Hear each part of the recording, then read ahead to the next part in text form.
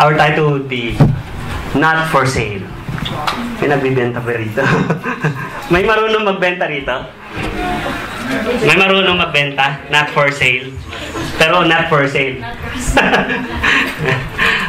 Not for sale. And our scripture, we can read it in Genesis 25. If you have your Bible, you can open your Bible in your cell phones. Genesis 25, verses 19 to 34. And this is so familiar for each and every one of us. Maybe I prepared it in Tagalog, so maybe someone could... yes, thank you. Yan, so magtatagalog tayo. Prepare ko kasi sa Tagalog to. But then again, each and every I can translate. In Genesis 25:19 to 34, sabi po dyan, ito naman ang kasaysayan ni Isaac na anak ni Abraham. 40 taon na si Isaac nang mapangasawa niya si Rebecca. Oh, mga binata po dyan. Sino pa binata rito? 40 years old nung mapangasawa niya si Rebecca. Oh, mga binata, kung may binata po rito, magmadali. So, sabi niya 40 years old. Napangasawa niya si Rebecca, anak na dalaga ni Bethuel, isang Arameyong taga Mesopotamia. Si Rebecca ay kapatid ni Laban, isa ring Arameyo. Tuloy natin. So, 21. Hindi magkaanak si Rebecca, kaya't nanalangin kay Yahweh si Isaac. Dinilig naman siya at si Rebecca ay naglihi. Ayun. So, yung bunga pala nila, ni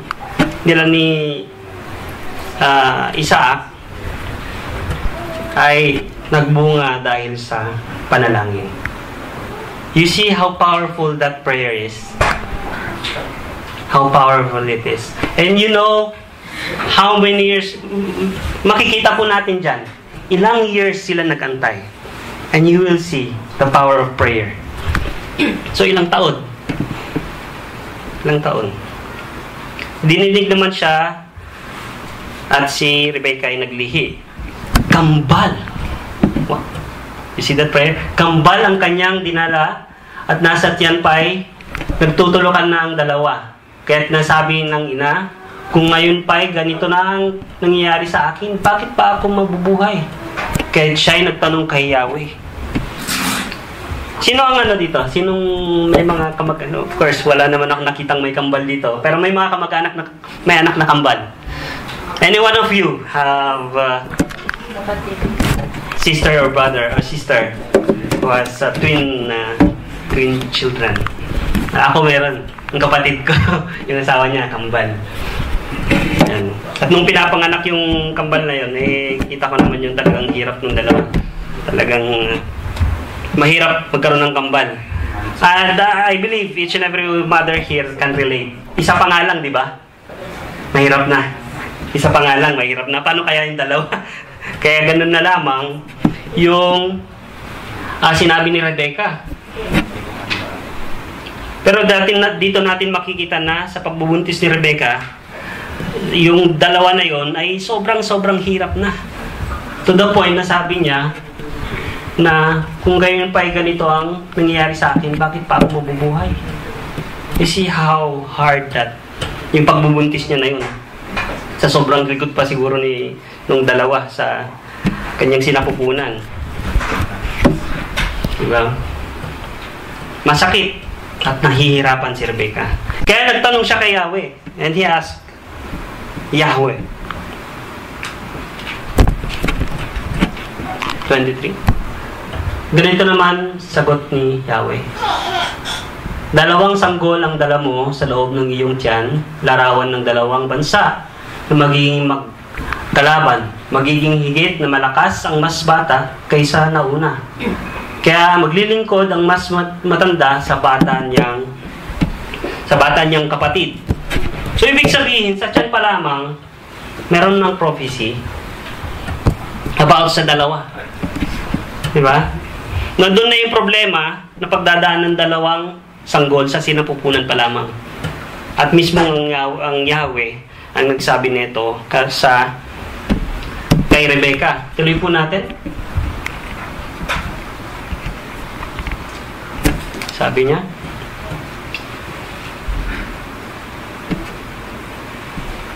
dumating ang panahon at nanganak nga siya ng kambal.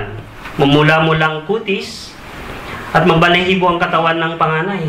Just imagine that one. Mamula-mula ang kutis at mabalahibo.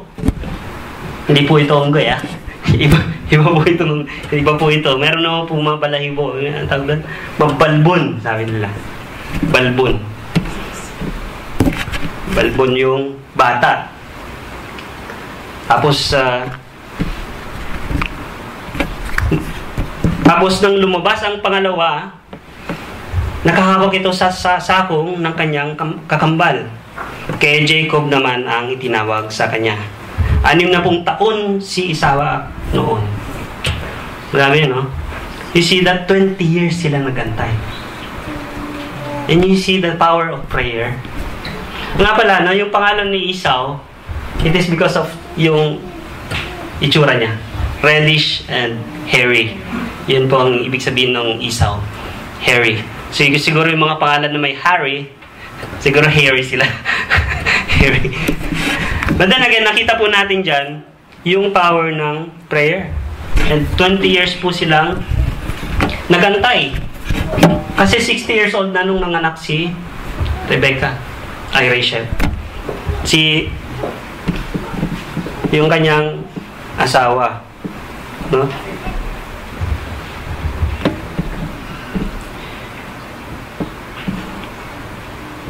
Just imagine, no? In that 60 years, sino ba naman ang hindi matutuwa? For 20 years na nag-aantay ka sa iyong unang supling, sa iyong unang anak. For 20 years. Diba? Knowing na parang hindi na yata mga anak tong asawa ko. Eh wala na. 20 years na nakalipas. Pero still, nanganak ang kanyang asawa. Now, let's take a good look of this picture. Yan. I-picture nyo muna kasi mawawala rin dyan yung picture niya. So, in that picture, we can already imagine the difference of the two the two children. No, si Isaac, tsaka si Esau at si Jacob. Just imagine what are they doing there and what's their differences in that picture. Siguro makikita na natin kaagad yung character nila, no? Yung character ng dalawa sa picture na yan. Pero tignan natin yung sinasabi sa Biblia sa 27. Lumaki ang mga bata, naging mahusay ng mga aso si Esau, at sa kaparaanan na halos tumira. Si Jacob naman ay tahimik at lagi sa bahay. Higit ang pagtingin ni Isaac kay Esau. Palibhasay, kinawiwilihan niyang kainin ang mga nahuli nito sa pangangaso. So, si Esau, no? Paborito ni Isaac. Dahil nga, yung napapangaso niya o yung nahuhuli niya, syempre, may pagkain yung tatay. Sinong mahilig ng steak dito? Diba? May pagkain. Samantalang si Jacob naman ay mas mahal ni Rebecca. So si Jacob, makananay. Makananay siya. Si Esau, skilled hunter. Nakita natin yung isa sa mga character niya, personality. He is a skilled hunter. Pero si Jacob naman, nakita niyo yun, di ba? Meek ba siya? Meek? Tahimik. Tahimik at lagi sa bahay kasama si nanay. Wholesome, kumbaga, ang dating. Napaka-wholesome. May parang may moralidad na tao, disente na tao, kasi nasa bahay lang. Oh. Si Esau, ito yung palaging nasa galaan. Tanya yung difference ng dalawa. Si Esau, ito yung laging nasa galaan. Itong naman si Jacob, laging nasa loob ng pamamahay lang.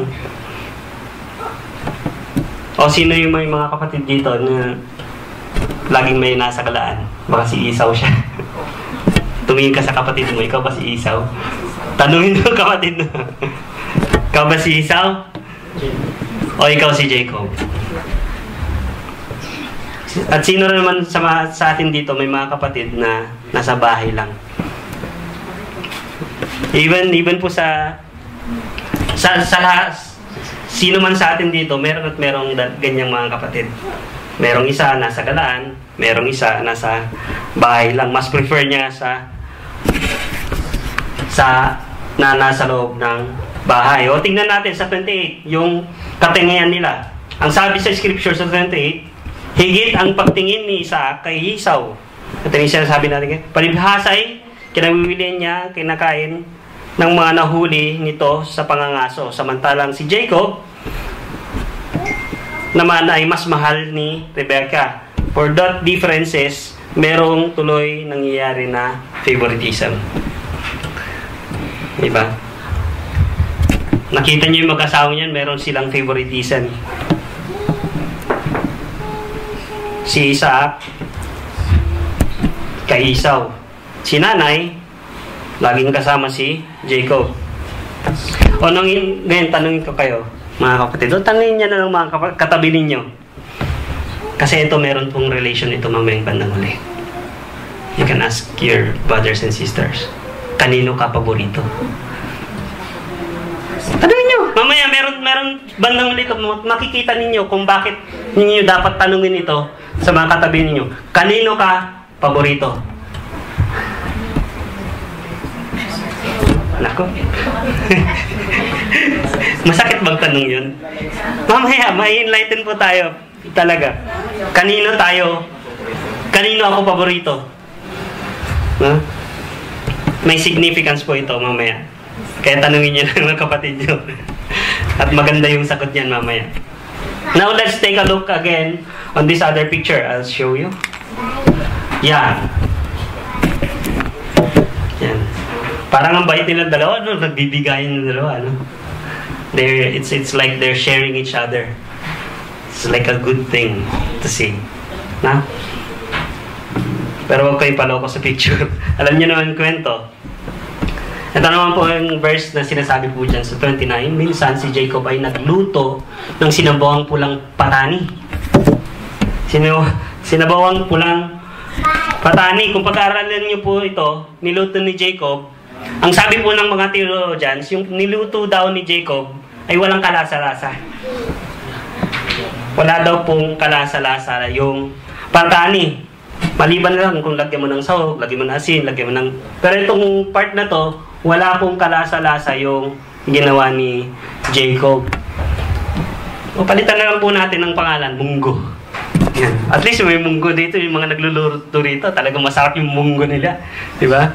Masasarap yung munggo ng mga nagluluto dito sa ating simbahan. Sinabawang munggo. Palitan na natin yung patani. No? Pulang patani. O di kaya yung ano yung red beans? Red beans pa rin sa atin yun, no? Sa Tagalog. Ay, sa English. Ano yung sa Tagalog dun? Nagluluto sa... Balatong. Balatong eh. Ayan. Pero iba ito eh. Pero ito, nung binasa ko, yung sinabi ng mga theologians, ito raw yung niluto niya, walang kalasa-lasa. Walang kalasa-lasa.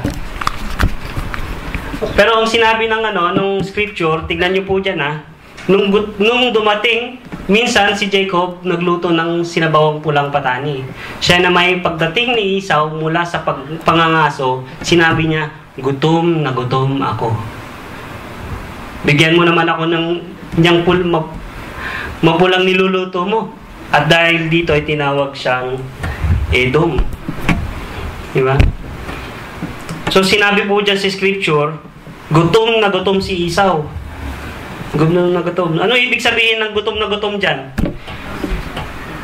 Nung time na inalok ni Jacob, ay nakita ni Esau yung niluluto ni Jacob, walang mahalaga sa kanya kundi yung gutom niya. Walang ibang mahalaga sa kanya kundi yung nararamdaman niya sa tiyan niya. Gutom na gutom. Hindi mahalaga kung ano yung pagkain nasa harapan. Basta akin na yan. Gutom ako eh. Kakainin ko yan kahit ano pa yan.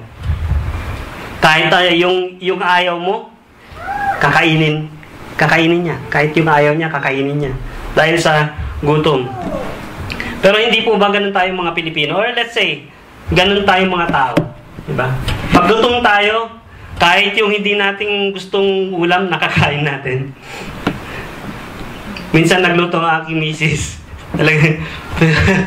Sabi ko, hindi ko gusto ko yung nakakain ko siya. Pero hindi lang kasi parang hindi ako, paano ba yan? Unfamiliar? Yung taste ko doon. Kaya kong kainin kahit anong pagkain. Pero parang hindi ko lang gusto makainin. Parang gano'n. Maybe it's my mood.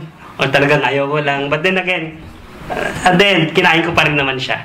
Kinain pa rin naman siya. No? Hindi ko sinasabing hindi tama yung pagkakaluto niya. Masarap yung pagkakaluto niya. Yung nga lang kasi hindi sa panlasa ko nun. But then again, ganun po tayo pag gutom. Kahit yung ayaw natin, kinakain natin. Diba? Kaya nating kainin. Kahit nga pag may langgam, ang gagawin lang natin, tinataktak natin yung diba? Yung pinggan. Lumayas lang yung mga tapos mamaya kakain na natin. Ganun po tayo kagutom. Pag nagutom isang tao, kahit may langgam, palayasin. Kahit nga yung sardinas na lang, di ba?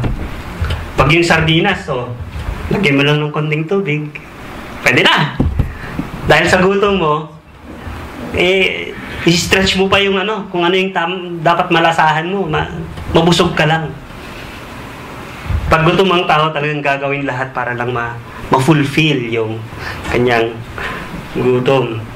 Ganun po ang nararanasan ng isang gutom. Pero, ibang klase ang gutom na naranasan na itong si Esau. Kung mapapansin niyo po, hindi tinignan ni Esau yung masarap, kung masarap ito o hindi. Kung masarap man yung niluto ni Jacob o hindi. Makikita niyo po yung struggle ng skilled hunter nito. Struggle yung nangyari sa kanya. Grabe yung kanyang pagkagutom. Kaya sabi, ganito po yung pagkakasabi sa 30 sa scripture. Sumagat si Jacob, ibigay mo muna sa akin ang iyong karapatan bilang panganay. Anong sagot ni Esau? Payag na ako. Payag na ako. Sabi ni Esau, aanhin ko ang pagiging panganay kung mamamatay naman ako sa gutom. Alam ni Esau na isang araw mamamatay rin siya. Bakit hindi ko pa hingin itong pagkain na to? Kung ngayon mamamatay na ako at least ma-fulfill man yung gutom ko. Bakit hindi ko pa hihingin yung pagkain na to? Pero ang ginawa ni Jacob dyan, matindi. Matindi yung pamamaraan niya. Sabi niya dyan, ibigay mo muna sa akin ang iyong karapatan bilang panganay. At ibang klase talaga yung pagkagutom ni Esau dyan. Pumayag na lang siya. Basta sa kahit anumang lasa nung kanyang nang niluto ni Jacob. Dahil sa gutom, nagutom siya. Sobrang pagkagutom, ipinagpalit niya ang kanyang birthright. No? Doon nyo makikita yung hindi ordinaryong hindi ordinaryong pangangailangan ng laman ng tao noon. Ito na yung pinakasukdulang pangangailangan ni Esau noon, na kaya niyang ipagpalit yung kanyang birthright. Papayag siyang may pagpalit yung karapatan niya bilang panganay. Matinding pangangailangan yung kanyang nararamdaman noon. Birthright versus yung pulang patani. Pumayag ka agad. Intindihan po? Aanin ko ang pagiging panganay kung mamamatay naman ako sa gutom. Nakakalungkot na basahin po ang mga ganyang kataga. It is not worthy to hear. Sa ating mga Kristiyano, mga kapatid, dumarating po ba tayo sa point na ganyan? Mamaya makikita po natin. Habang nagpapatuloy po tayo. At tignan niyo yung ginawa ni Jacob. Nanigurado pa talaga. Kung gayon, sabi ni Jacob, sumumpa ka muna. Sumumpa nga si Esau. At ibinigay kay Jacob ang karapatan ng pagiging panganay. Sobrang nanigurado si Jacob dyan. Pero itong si Esau naman, walang alintana, sumumpa pa rin. Sumumpa agad. Hindi, no? Sobrang matindi yung pangangailangan niya. Hindi niya nakita yung halaga ng birthright na meron siya. Ang nakita niya yung pagkain dahil sa kanyang gutom. Hindi niya napahalagahan yung birthright na meron si Esau. Kaya tuloy po natin sasabi sa scripture sa 34. Binigay naman ni Jacob kay Esau ang niluto niyang gulay at binigyan pa ito ng tinapay. Kumbaga, okay na. Naibigay niya na yung nakuha niya na yung birthright. Para mas lalong masilan, matakpan pa yung para makuha niya pa talaga, masiguro sinuhulan niya pa lalo. Binigyan pa ng tinapay. Dinagdagan niya pa ng tinapay. So, hindi lang yung niluto yung kanyang binigay, pati tinapay. Matapos kumain ng uminom, umalis na agad si Esau. Yun lamang ang halaga ng kanyang karapatan bilang panganay. Intindihan po? Yun lamang katapat ng birthright ni Esau is yung pulang patani lang na sinabawan. Pinakulo mo lang siguro yun. Pulang patani na yun, kapalit ng birthright ni Esau. Ngayon ang tanong, mga kapatid, gaano kahalaga kay Jacob yung karapatang bilang panganay na hinihingi niya sa kapatid niyang si Esau? Bakit hiningi yun ni Jacob? Bakit kaya? Ano bang meron sa birthright na yun? Alam niyo mga kapatid, meron pong tuntunin o batas sa Old Testament po patungkol sa birthright. Ito po yung tinatawag na law of inheritance. Noon sa Old Testament, ito po yung scripture sa Deuteronomio 21:15-17. Kung ang isang lalaki ay may dalawang asawa at mas mahal niya ang isa, ngunit kapwa may anak, at ang panganay niyang lalaki ay pinanganak doon sa hindi niya gaanong mahal, huwag aalisin ang kanyang karapatan bilang panganay upang ilipat sa anak ng asawa na kanyang minamahal. Ito yung point ng batas na yun. Ang kikilalaning panganay ay ang una niyang anak at dito ibibigay ang dalawang bahagi ng kanyang ari-arian kahit siya'y anak ng hindi gaanong mahal. Yan po yung tuntunin o batas noon para sa panganay. Yan po yung kinuhang batas noon. Kung tatlo kayong magkakapatid, no? Kung tatlo kayong magkakapatid at magpapamana yung syempre 100%. Tatlo kayong magkakapatid, yung sa 100%, ang mapupunta sa panganay 50%. Nakawan niyo yung math? Tatlong magkakapatid. Mapupunta sa panganay 50%, yung dalawa 25-25. Doble. Doble makukuha nung panganay na ari-arian o kayamanan. Pero kay Esau, yung mahalagang bagay na yon wala sa kanya. Hindi pinahalagan ni Esau yun. Yung dalawang bahagi ng ari-arian. Hindi mahalaga sa kanya yun. Ang mahalaga sa kanya yung gutom niya. Pansinin niyo po ito, mga kapatid. Sa mga taga-kronika, sabi po dyan, ito ang mga anak ni Ruben, ang panganay ni Jacob. Di ba si Jacob, dalawa yung naunang napangasawa niya? Si Leah at saka si Rachel. Diba? Yun yung unang napangasawa ni Jacob. Ngayon po, si Ruben, yung binanggit po dyan, si Ruben, anak po niya kay Leah. Si Ruben. So, kaya po siya yung firstborn si Ruben. Pero, ayan, nakasulat naman po dyan.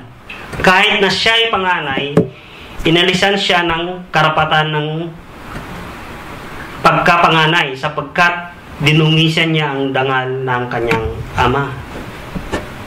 Gumawa ng kalaswaan po itong si Ruben noong mga panahon na yon. Kaya anong nangyari? Ang karapatan nito'y ibinigay sa mga anak ni Jose, na anak ni Jacob. Yung karapatan bilang panganay, ibinigay ito sa mga anak ni Jose na anak ni Jacob. Kanino yung anak si Jose? Si Rachel. Si Rachel. Ang blines ng Diyos, yung anak ni Joseph. Na ibig sabihin, mga kapatid, kay Joseph, napunta yung blessing ng pagiging firstborn. Di ba? Bakit si Joseph? Bakit si Joseph kaya? Kasi si Joseph yung panganay ni Rachel. Si Joseph yung panganay ni Rachel kay Jacob.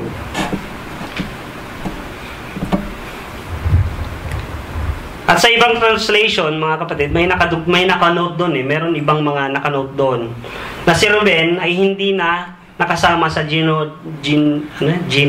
genealogical record in accordance with his birthright.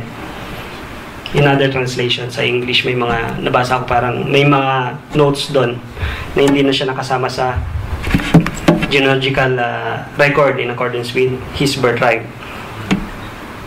Ito yung record ng kapanganakan ng bawat isa sa kanila. Parang nabasa natin last time, di ba? Na nasa pangalawa siya. Si Judah yung una, and then Ruben. Parang nawala na siya. Ibig sabihin, nawala na siya sa birthright niya. As bilang panganay. No? So, dito niyo makikita na yung palang birthright, yung blessing na meron doon ay pwedeng ilipat sa iba. Pwede po yan. Once na ito ay hindi pinahalagahan ng unang naipanganak. Kapag hindi mo pinahalagahan, mawawala po yan, maibibigay sa iba. Kaya yung kay Esau at saka kay Jacob, ay binigay kay Jacob yung karapatan ng panganay. Napunta kay Jacob. Yun naman kay Ruben, gumawa siya ng kalaswaan, binigay kay Joseph ang blessing sa pamamagitan ng kanyang mga anak.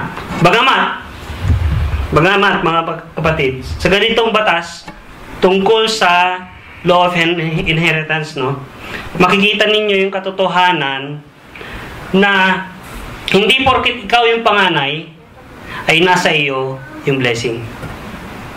Di ba nga may mga panganay naghihirap? Di ba? At yung bunso, napaka marangya yung buhay. Baka naman kasi yung panganay hindi pinahalagahan yung kanyang pagiging panganay. Kaya ang Diyos binigay niya sa ang pagpapala sa bunso. Pwede itong ilipat ng Diyos yung karapatan bilang panganay. No? Kaya huwag kayong magtaka, maraming mga panganay na parang hindi blessed dahil hindi pinahalagaan ang pagiging panganay. At yung bunso yung nakatanggap ng pagpapala o yung mga anak sa gitna. Anak sa gitna. Yung mga nasa gitna pala. Yung mga nasa gitna. Yun. O, sino panganay dito? May panganay dito. Yan. At makita na lang natin. Hindi lang naman yung physical blessing yung natatanggap ng isang panganay. Most especially, dapat spiritually blessed tayo. Spiritually blessed ang panganay. Yan. Because susunod na lamang po kasi yung sa mundo eh. Susunod na lamang po yan. Ngayon ito ang tanong, no? Sa mga panganay, even sa mga viewers natin. Nasa inyo pa po ba? O yung karapatan bilang panganay? O yung blessing para sa mga panganay? O binigay na po ng Diyos sa iba? Tanungin po natin sa ating mga sarili yun, sa mga panganay. Again, hindi lang po yung dito sa mundo, yung blessing na yun. Then again, spiritually. Mas higit pa dapat ang spiritually. Tignan niyo po yung law of inheritance, no? Ganun po. Na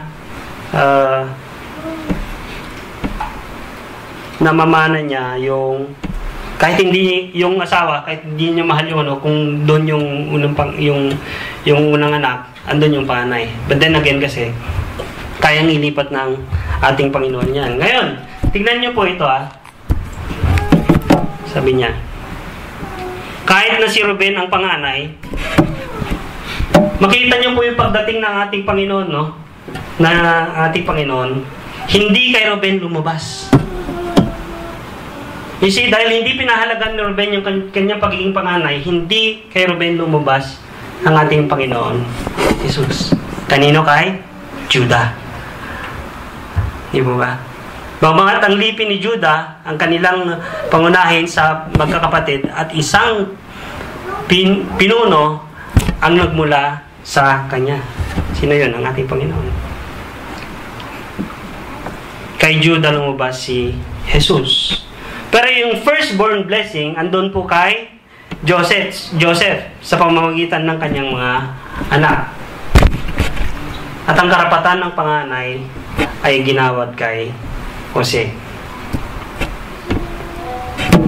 Kaya po yung birthright, again, pwedeng ilipat yan ng ating Panginoon pag hindi po natin napahalagaan yun. Ngayon ang tanong, mga kapatid, or ang tanong ngayon ito dito, ganito. Ano ang kaugnayan ng topic na ito na pinag-uusapan natin sa buhay bilang isang tunay na mananampalataya? Ano yung kaugnayan nito ngayon? Yung birthright, yung si Esau at si Jacob at yung birthright. At yung sinabi natin, not for sale. Sabi sa scripture, sa Romans 8:29, sapagkat sa mula't mula pa'y alam na ng Diyos kung sino ang magiging kanya, at ang mga ito'y pinili niya upang maging tulad ng kanyang anak. Sa gayon, ang anak ang naging panganay sa lahat ng maraming magkakapatid.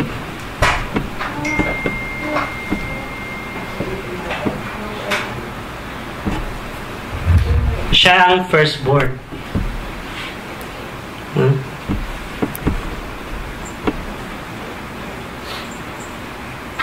Sino pong tinutukoy dyan? Sa yung anak na nandyan, ang ating Panginoong Hesus. At siya po yung firstborn na tinutukoy po dyan sa verse na yan. At tayong mga kanyang mga brothers and sisters, ngayon, bilang firstborn, ang ating Panginoong Hesus, bilang firstborn, kung ano yung blessing na meron sa kanya, lahat ng kanyang kapatid, pababa, damay po tayong lahat. Damay po tayong lahat. Sa kanya nagmula lahat ng blessing nating mga magkakapatid. Dahil sa kanyang pagiging firstborn. You see, gaano po kaimportante o kahalaga yung pagiging firstborn. Sino ang ating dapat ginagaya ngayon? Ang ating Panginoong Hesus, di ba? At ganun din po sa mga panganay, kapag pinahalaga nila yung pagiging panganay nila, kanino na-inspire mo sumusunod sa atin? Sa panganay ni buwa. At napagpapala sila kapag ang panganay ay naitataguyod niya or naipapakita niya ang tamang pamumuhay. At ganoon na lamang ang ginawa ng ating Panginoon. He is the firstborn. Yung mga blessings na meron ng ating Panginoon, nadamay po tayo. Yun po ang kahalagahan ng karapatan ng panganay. Damay tayong lahat. At ano po ang sabi ng scripture?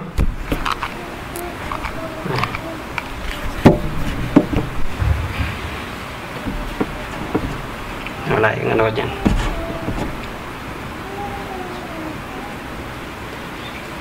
Ang sabi ng scripture, yung kung babasahin po natin no, sa Ephesians 1, 3-14, yung title na nakalagay doon. No? Ang ating Panginoon, siya yung panganay. Di po ba?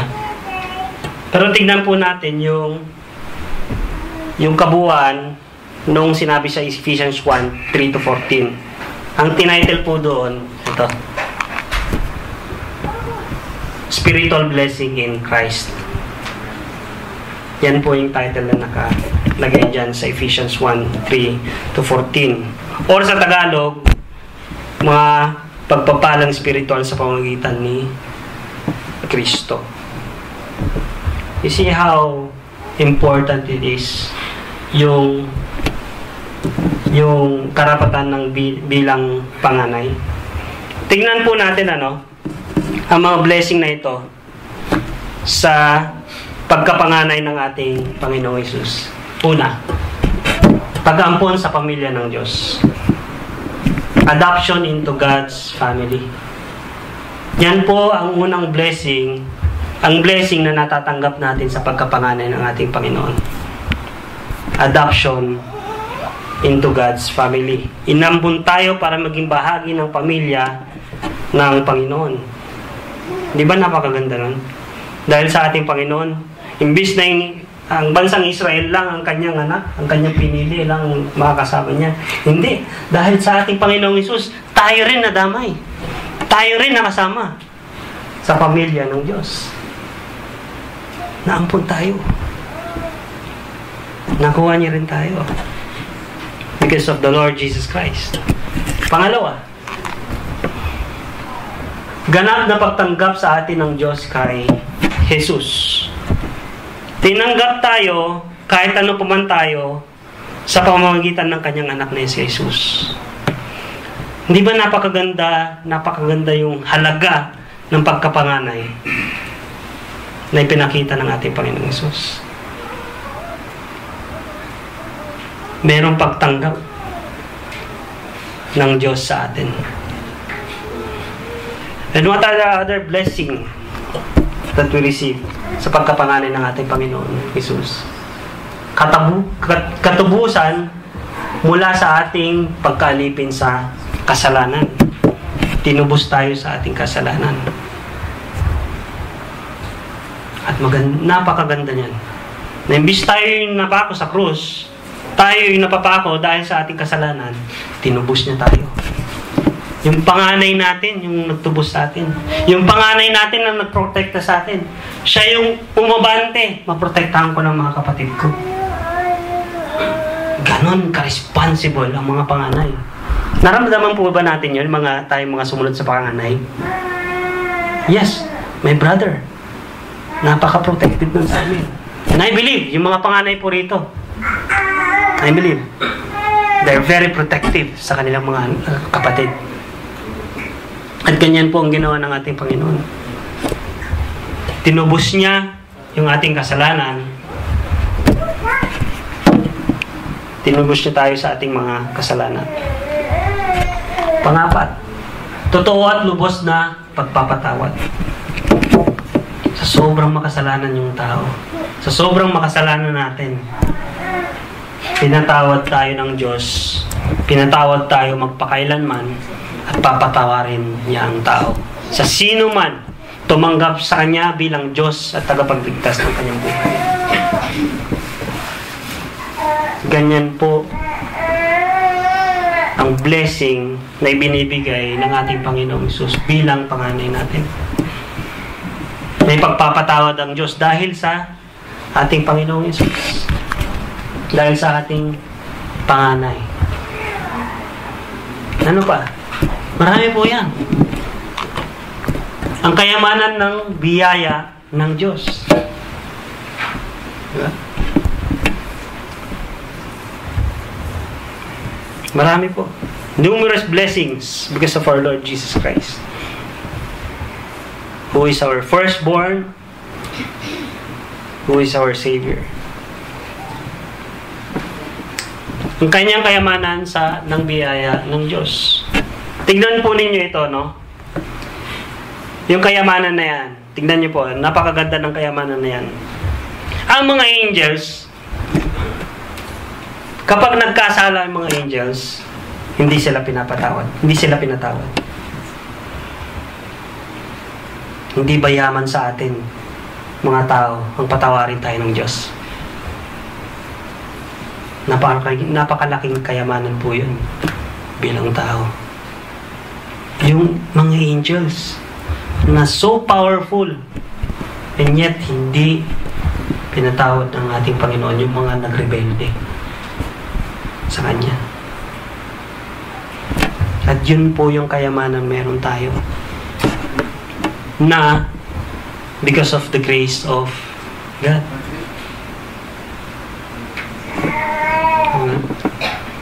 Hindi sila binigyan, yung mga angels, hindi po sila binigyan ng kahit kaunting grace. At yung grace na yun, dapat makita natin na sobrang kayamanan yun sa atin, yung grace na yun. Yung mga angels, walang ganyan. Pero tignan nyo yung lingkod ng Diyos, no? Tignan nyo yung lingkod ng Diyos. Nagkasala na, nadungisan ng pangalan ng Panginoon, pero dahil sa ating Panginoong Hesus, andyan yung kanyang grace. Dahil sa ating Panginoong Hesus, napapatawad niya tayo. More grace, or abundant grace, ang binibigay sa atin. At yun ang kayamanan, isa sa mga kayamanan ng mga mananampalataya ng Diyos. Number 2. Ang paghahayag at kaalaman sa misteryo. Ang paghahayag at kaalaman sa misteryo ng kalooban ng Diyos. Alam niyo, tayo lamang po yung nakaunawa sa kalooban ng Panginoon.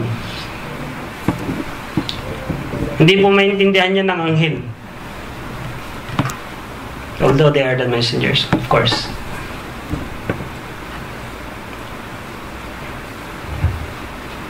Tayo lang nakakaunawa ang kalooban ng Diyos. Hindi tayo naiintindihan ng sanlibutan. The world. Ibig sabihin, hindi po tayo naiintindihan ng mga wala sa paanan ng Diyos.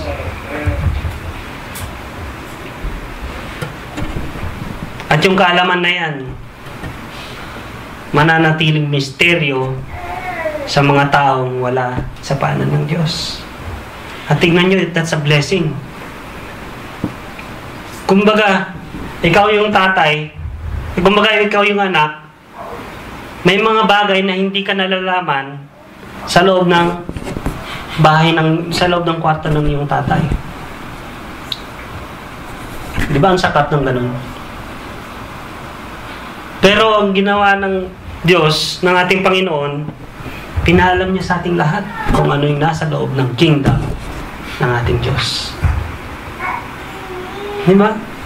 Napakaganda ng blessing ng binigay ng panganay natin, ng ating Panginoong Hesus. No secrets. Here's my kingdom. Yeah? At pang-pito yan, kasi may tanong muna. Pang-pito. Yan. Isang walang hanggang mana. Diba? Kung ano ang meron ang ating Panginoong Hesukristo, meron din po sa atin. Meron din po sa atin.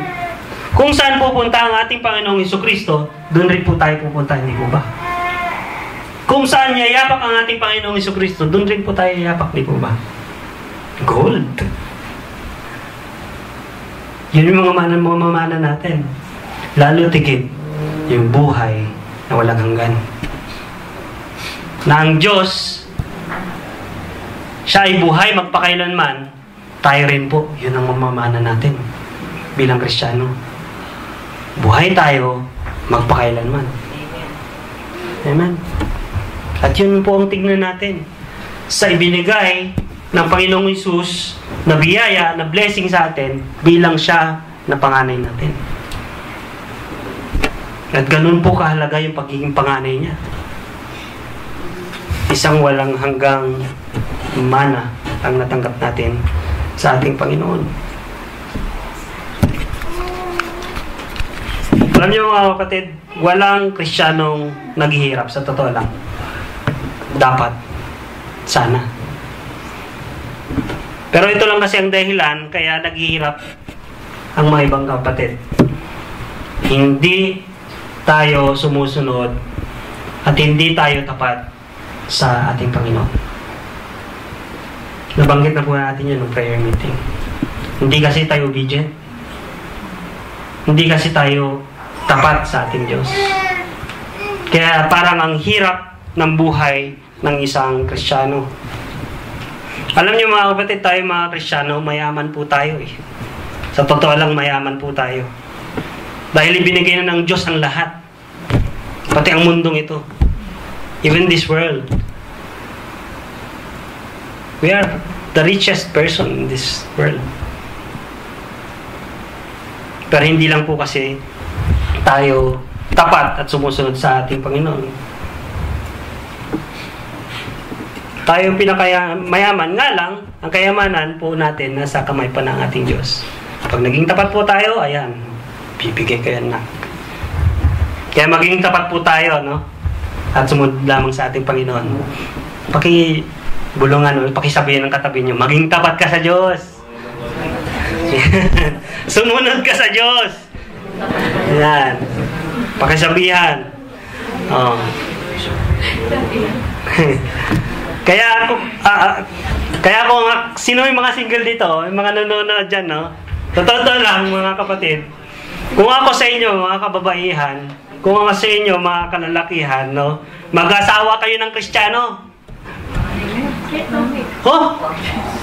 Napaka-magandang rekomendasyon yun, di ba? Mag-asawa kayo ng Kristiyano, yayaman kayo. Totoo po yun. Spiritually, of course. Hindi lang dito sa mundo. Mas mayaman kayo kaysa sa mga tao mayaman dito sa mundo. Dahil may nag-aantay kayo na kalangitan sa atin. Meron tayong pupuntahan na kasama ang Diyos. Kaya pakisabi ulit sa katabi mo, mayaman ka. Ayan. Mayaman ka. Totoo yan. Mayaman tayo. Dahil sa ating Panginoong Hesukristo. Number 8.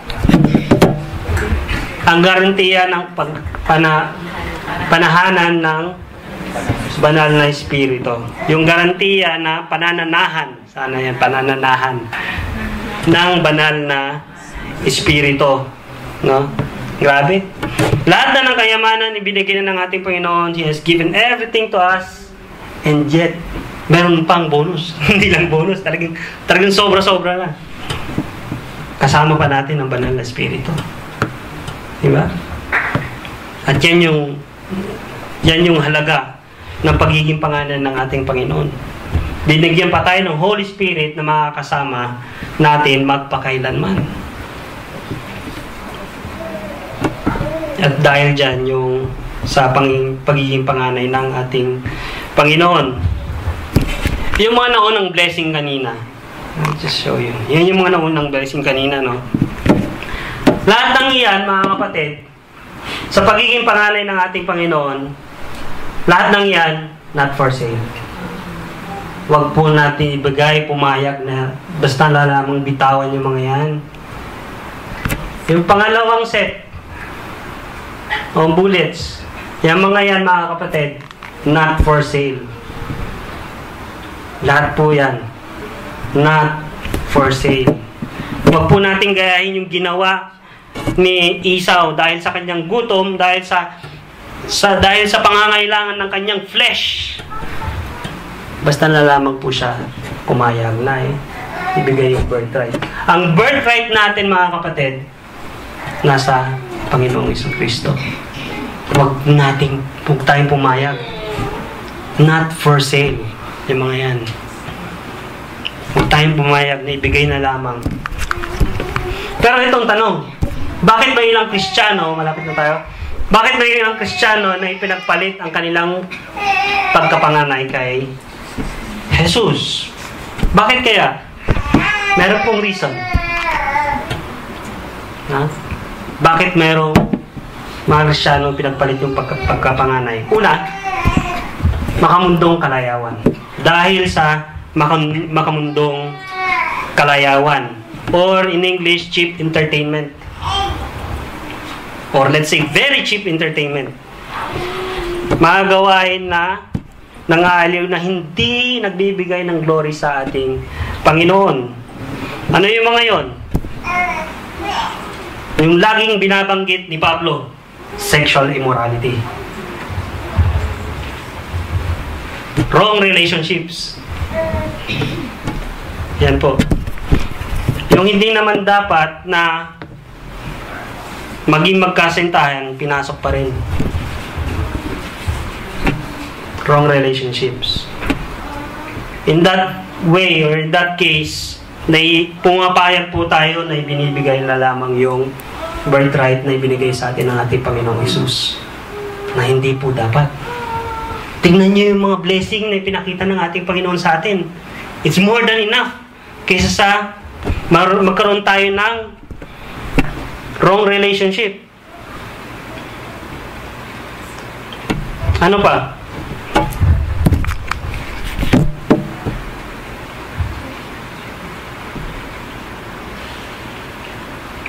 Wrong place. Yung mga yan. Wrong relationship, wrong place. Ano ba yung wrong place? Wala ka naman dapat sa lugar na kung saan hindi ka dapat na nandun. Kunyari sa sabungan. Ang rason ng iba, kasi dun masaya Wala namang problema, pastor. May Kristo naman dun sa sabungan. Di ba? Biniro pa ang Kristo. Wrong place. nasa club, naglambada dun. Lagi sinasabi ng pastor yan. Imbis na nasa simbahan, naglalambada sa embassy.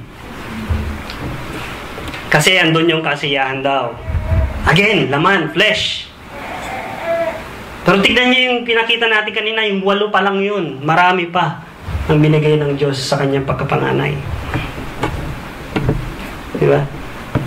Yun yung mga makamundong kalayawan.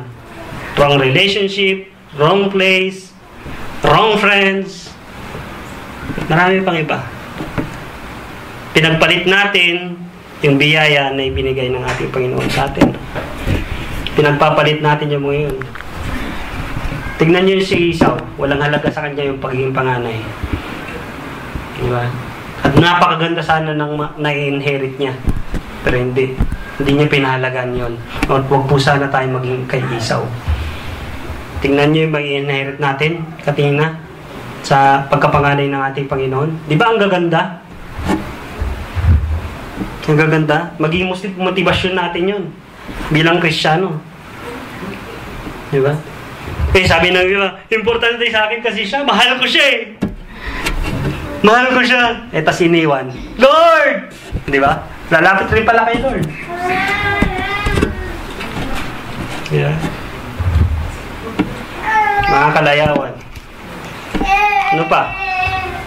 Pangalawa, panandaliang kasikatan. Panandaliang kasikatan. Alam niyo mga kapatid, hindi habang panahon makikilala tayo. Sa totoo lang. Tanggapin natin, lalo yung mga nasa showbiz, kung may nanonood man, hindi po habang buhay na meron po tayo kasikatan o kilala tayo. Hindi po. Makakalimutan rin po tayo. Alam nyo, pagkakilala sa isang tao, o sabihin natin yung legacy ng isang tao, may iwanan niya lang po yan within 5 years, 10 years, 20 years, 40 years, and that's it. Hindi na po tayo kilala. Hindi na po alam yung mga ginawa natin. Kaya ang dapat po na maiwan na legacy sa bawat isa sa atin, yung legacy ng ating Panginoon. Yun po ang iniiwan natin. Hindi po yung legacy natin. Hindi po yung legacy ko. Kasi, mawawala po yung legacy ko in 5 years, 10 years, 15 years. For me, alang, ang sa akin, ang gusto kong maiwan sa bawat isa sa mga tao na kasalubong ako, yung legacy ng ating Panginoong Hesus. Huwag po yung legacy natin. Wala po tayong aariin dito sa mundong ito. Kundi ang bahagi natin yung legacy ng ating Panginoon. Dahil yung legacy ng ating Panginoon, yung legacy na meron siya, ay legacy na nakakapagpaligtas ng kaluluwa. Ako ba, kaya ko kayong iligtas? Hindi eh. Ang Panginoon, oo. Kaya niya kayong iligtas. Lastly, lumilipas ang kasiyahan. Yan.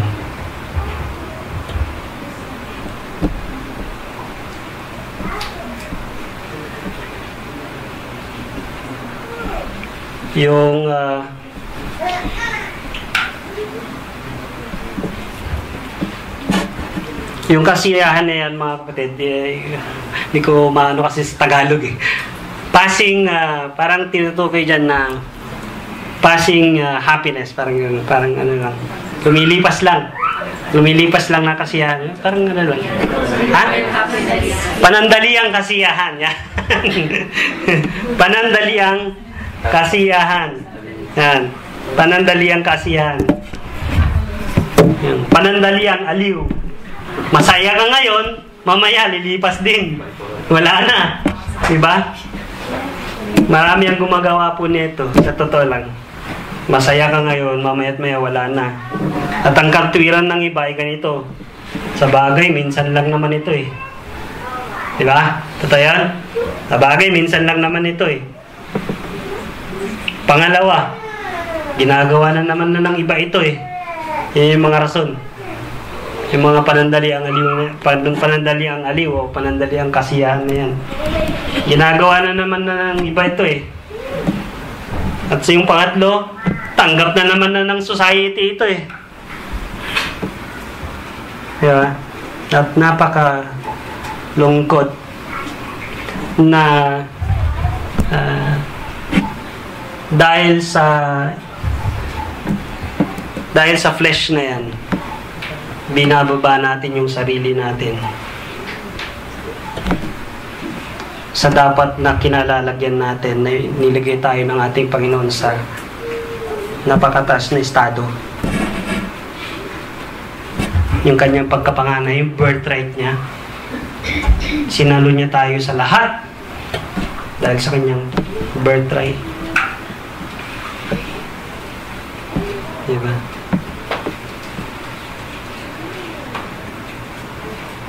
Ito yung mga dahilan kung bakit yung mga blessing na meron ng ating Panginoong sa atin dapat hindi natin natatanggap. Dahil sa flesh natin. Masinunod natin yung flesh natin. Instead, yung mas mahalaga sa atin, yung mga provisions ng ating Panginoon, lalo tigit yung kaligtasang ibinigay ng Panginoon sa atin.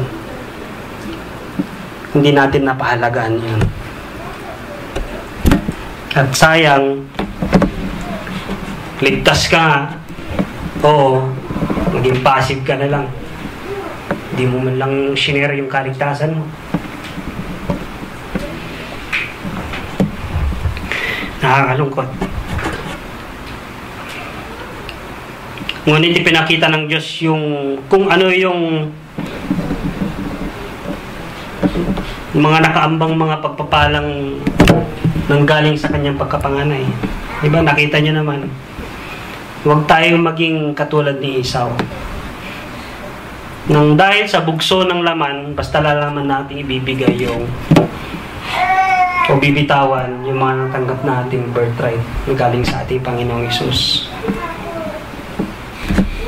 Kaya ito po yung verse na iwan ng ating Panginoon sa atin bilang pangukas at pagninilay.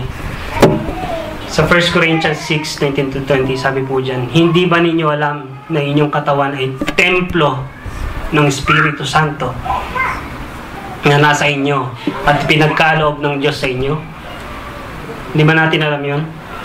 Nung tinanggap natin ang ating Panginoong Hesus bilang Diyos at tagapagligtas, templo na po ito ng Diyos.